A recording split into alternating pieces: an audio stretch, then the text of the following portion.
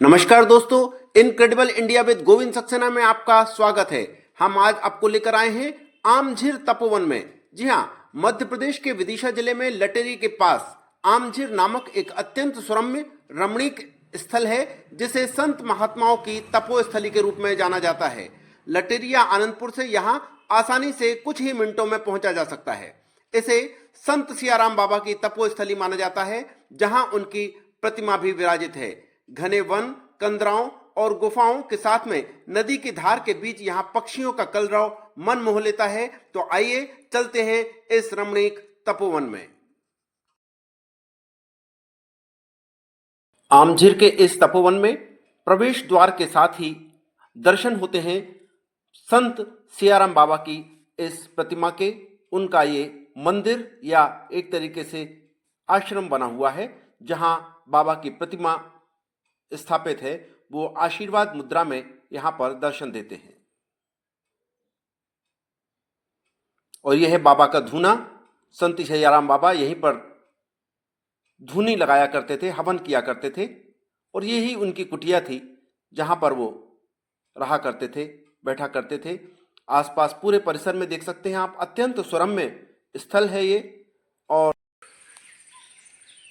लटेरी में आनंदपुर के पास ये आमझिर करके स्थान है, तपोवन के रूप में जाना जाता है। और कई तपस्वियों की यहाँ पर तपस्या स्थली रही है ये।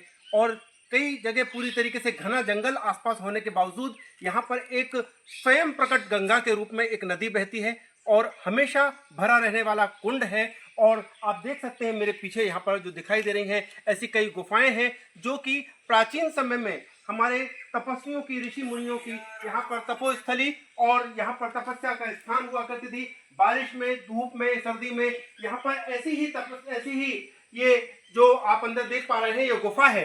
इन गुफाओं में यहाँ पर हमारे ऋषि मुनि बैठकर तपस्या करते थे। ये केवल एक दो गुफा ऐसी नहीं है, बल्कि पूरे आमझिर में दूर तक ऐसी गुफाओं की पर्वत श्रृंखला जो आप देख रहे हैं, बूटे जो देख रहे हैं, इन पत्थर के बूटों में, ऐसे मुरम के बूटों में अंदर की तरफ को यहाँ पर गहरी गुफाएं हैं, कंदराएं हैं। इन कंदराओं में बैठकर ही ऋषि मुनि तपस्या किया करते थे। और जिस कुंड की मैं बात कर रहा हूँ वो आपको दिखाऊंगा थोड़ी देर में, कि वहां पर कुंड में किस तरीके से हमेशा पानी भरा रहता है। और यहाँ पर सियाराम बाबा एक जो बहुत बड़े तपस्वी रहे हैं, उन्होंने यहाँ पर अपने तपस्या के काफी लंबा समय यहाँ पर बिताया है। और लंबा समय बिताने के बाद आज ये स्थान सियाराम बाबा के नाम से ही जाना जाता है।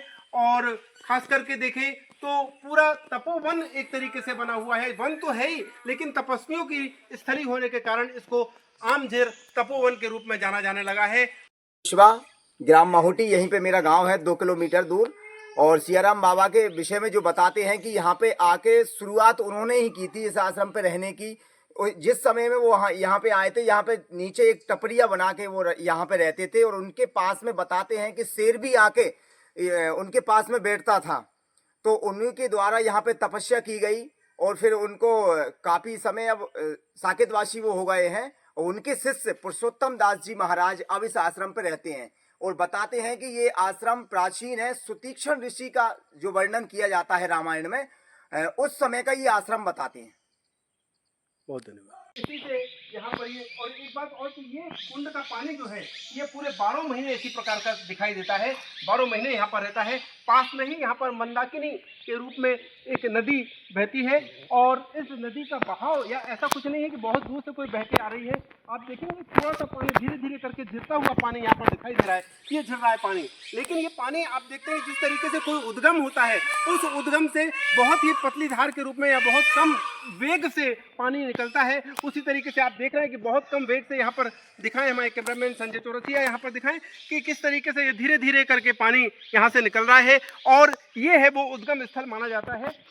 मैं आपको दिखाना चाहूँगा ये उद्गम स्थल कि कहाँ से धीरे से थोड़ी थोड़ी मंद मंद धार में यहाँ पर मंदाकिनी के रूप में जो गंगा जी बह रही है, जिसको मंदाकिनी के रूप में जाना जाता है। यहाँ पर मंदाकिनी नदी हालांकि चित्रकूट के पास बहती है, लेकिन यहाँ पर ये जो आप कुंड देख रहे हैं, और ये सामने से, मेरे सामने की तरफ को देख सकते हैं, यहाँ पर बहुत पतली धार के रूप में यहाँ से जो जलधार बह रही है, यही पतली सी धार है, यही उद्गम है यहाँ पर इस आमझिर में। और ऐसा माना जाता है कि यहाँ पर जो झिर है, ये पानी की जो झिरी है, जिसको आमझिर के नाम से, यहाँ पर कभी एक बहुत बड़ा विशाल आम का पेड़ हुआ करता था। आम के पेड़ के नीचे तली में से जब ये इस प्रकार की जलधार बहने लगी तो इस स्थान को आम झीर के रूप में जाना जाने लगा। और जो आम का पेड़ भले ही अब नहीं है, लेकिन धार सतत रूप से यहाँ पर बह रही है। और चौतरफा पीछे दिखाएं किस तरीके से सुरम्य वातावरण है, पीपल के और आपके बरगद के पेड़ हैं। चौतरफा बहुत घना जंगल कभी हुआ करता था, हालांकि अब वो स्थिति नहीं है।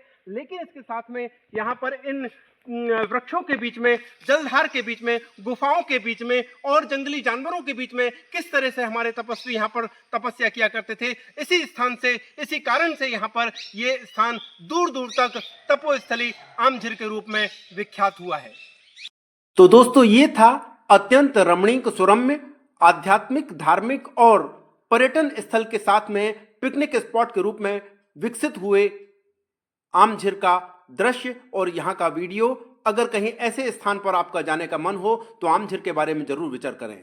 और ऐसे ही अगर आप वीडियो देखना चाहते हैं तो मेरे चैनल को सब्सक्राइब करना ना भूलें।